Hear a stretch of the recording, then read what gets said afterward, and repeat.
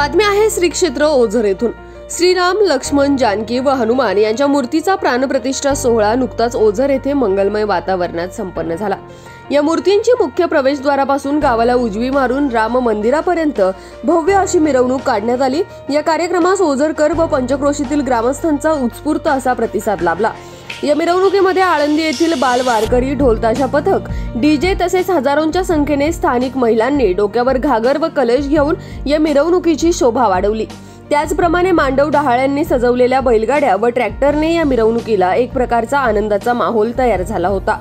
या मिरवणुकीनिमित्त जागजागी रांगोळ्या व फटाक्यांची आतिषबाजी करण्यात आली होती।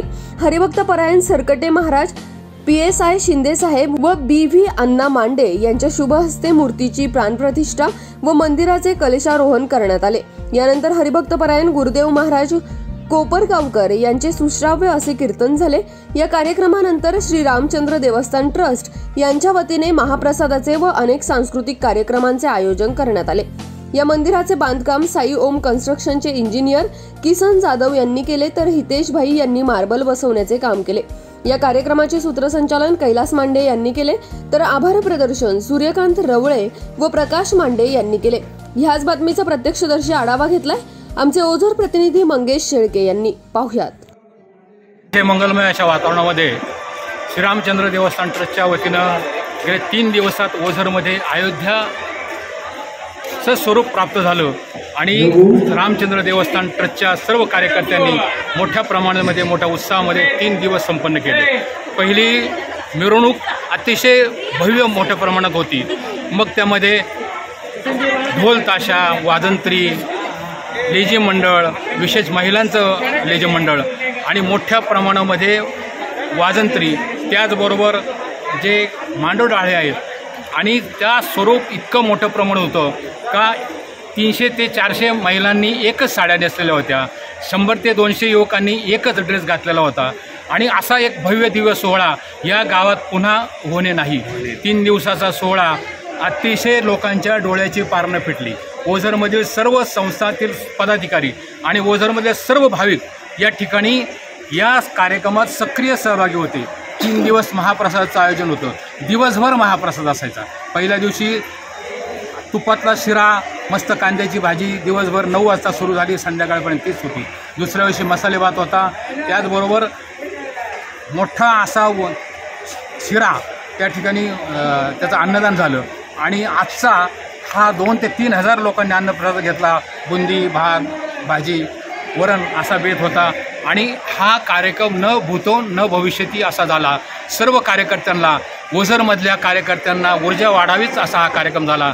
ज्येष्ठांनी मार्गदर्शनाखाली अतिशय सुंदर सोहळा या ठिकाणी संपन्न केला आणि यापूर्वीही झाला नसेल, यापुढे झाला होणार अशी अपेक्षा आपण आता करावी।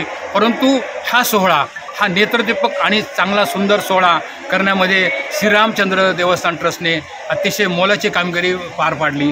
4 महिन्याची ही तपश्चर्या 3 दिवसात त्यांनी पूर्ण केली आणि 3 दिवस सोहळ्यामध्ये उत्कृष्ट लाईटिंग, उत्कृष्ट फुलाचं काम आणि उत्कृष्ट देवस्थान ट्रस्टलेली स्वच्छता ही अवर्णनीय अशी होती आणि या गोष्टीला तोड नाही।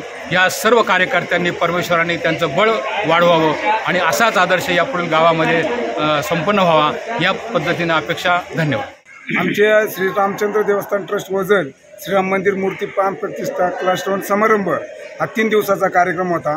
पहिल्या दिवशी आम्ही मूर्तींची मुख्य प्रवेशद्वारापासून मिरवणूक काढली, तर पूर्ण गावाला उजवी मारून मंदिरापर्यंत जवळजवळ 1000-2000 माणसं या मिरवणुकीमध्ये होती।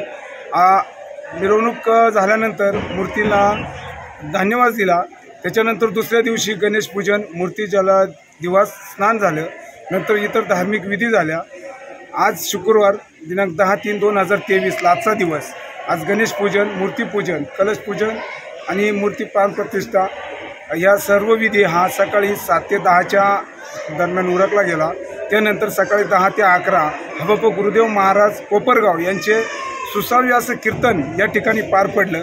त्याच्यानंतर दुपारी 12च्या नंतर महाप्रसाद चालू झाला आणि या 3ही दिवशी संध्याकाळी एक चांगले गावचे 3 भजनं या ठिकाणी झाली, त्यांचाही कार्यक्रम झाला आणि आज या कार्यक्रमाची सांगता झाली।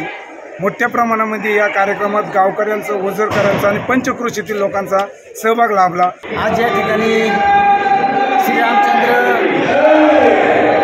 लक्ष्मण, सीता या मूर्ती आणि हनुमान या मूर्तींची मिरवणूक या ठिकाणी मुख्य प्रवेशद्वारापासून वेशीपासून तर गावापर्यंत त्याच्यामध्ये 4-5 महिला कलश घेऊन सहभागी झाल्या होत्या। त्याचप्रमाणे या ठिकाणी उत्स्फूर्तपणे तरुण वर्ग देखील मोठ्या प्रमाणात हजर होता। त्याचप्रमाणे या ठिकाणी झाल पथक, लेझिम पथक, महिलांचं वाजंत्री, DJ असा माहोल या ठिकाणी होता। त्याचप्रमाणे जसे की आवेताच या ठिकाणी उतरली असं गावातलं वातावरण होतं। 1001 लोक जवळजवळ या त्या कार्यक्रमात उपस्थित होते आणि अतिशय आनंदाच्या वातावरणामध्ये हा कार्यक्रम या ठिकाणी संपन्न झाला। याचा मला मनस्वी आनंद आहे। आपल्याला या ठिकाणी नमूद करतो की गेले 3 वर्षापासून आमचा संकल्प होता की प्रभू रामचंद्राचं जुनं मंदिर फार प्राचीन मंदिर झालं होतं, त्या ठिकाणी नवीन मंदिर बांधावं। तो संकल्प आमच्या श्रीराम प्रासादिक मंडळाने केला आणि आम्ही संपूर्ण हे मंदिर लोकवर्गणीतून, समाज बांधवांच्या लोकवर्गणीतून हे मंदिर पूर्ण केलेलं आहे आणि त्यासाठी आज 8 तारीख, 9 तारीख आणि 10 तारीख असा 3 दिवसाचा मुहूर्त आहे। आजचा कार्यक्रम असा होता की मूर्ती राजस्थानवरून आम्ही आणलेली आहे। मूर्तीची मिरवणूक मांडव डाळे,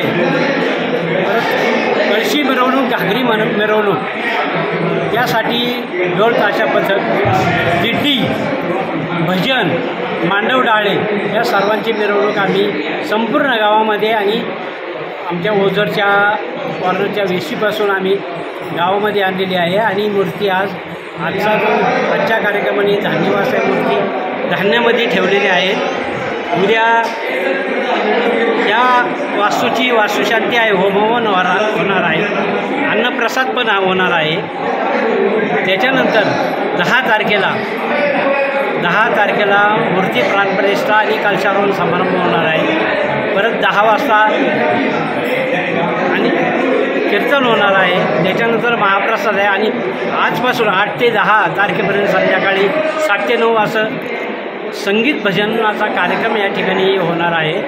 आणि ह्या आमचा जो ध्यास होता श्रीराम प्रासादिक मंडळाचा आज तो पूर्ण झालेला आहे आणि 10 तारखेला त्याला पूर्णत्वास येईल असा अपेक्षा आहे। आणि यानंतर 30 मार्चला 22 मार्चपासून आमचा भजन सप्ताह चालू होतो। रामनवमीचा भजन सप्ताह चालू होतो।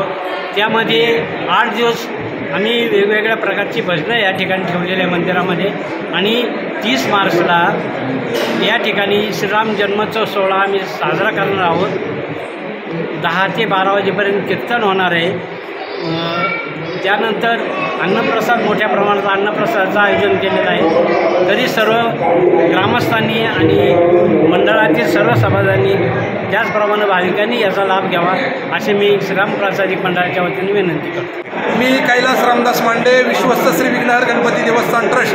खरं तर आमचा 3 दिवस श्रीराम जन्मोत्सव सोहळा, प्राणप्रतिष्ठा, श्रीरामाची, श्रीरामप्रभू, सीता माता, हनुमान या मूर्तीचा प्राणप्रतिष्ठा सोहळा या ठिकाणी हा कार्यक्रम उत्साहाच्या वातावरणामध्ये संपन्न होत आहे। खरं तर आमचे श्रीराम प्रासादिक, दत्त प्रासादिक, हनुमान प्रासादिक मंडळातील सर्व सदस्य या ठिकाणी मोठ्या संख्येने उपस्थित आहेत। सकाळी या ठिकाणी मांडव डाळे, DJ, त्याचप्रमाणे भव्य या ठिकाणी मिरवणूक, कलश मिरवणूक या ठिकाणी काढून सुंदर असं यात्रेचं स्वरूप या ठिकाणी आज आलेलं आहे। काल आम्ही सीतामातेला, त्याचप्रमाणे प्रभू रामचंद्राला आंघोळ घालण्यासाठी टाके या ठिकाणून आम्ही जल घेऊन या ठिकाणी आमचे तरुण सर्व मित्रपरिवार या ठिकाणी घेऊन आला आणि कावड या ठिकाणी घेऊन आलो आणि या कावड आणल्यामुळं आज वेगळं या ठिकाणी स्वरूप या कार्यक्रमाला आलेलं आहे। या ठिकाणी सर्व महिला भगिनी, पुरुष वर्ग मोठ्या संख्येने उपस्थित आहे। सर्वांचं या ठिकाणी मंडळाच्या वतीने मनापासून आभार। आणि हा यात्रा उत्सव 2 दिवस या ठिकाणी चालणार आहे। बहुसंख्य ग्रामस्थ पंचक्रोशी या ठिकाणी उपस्थित आहेत। सर्वांचा या ठिकाणी आभार मानून या ठिकाणी सर्वांना विनंती करतो, अजून 2 दिवस बाकी आहे, आपण सर्वांनी उपस्थित राहून कार्यक्रमाची शोभा वाढवावी। जय श्रीराम।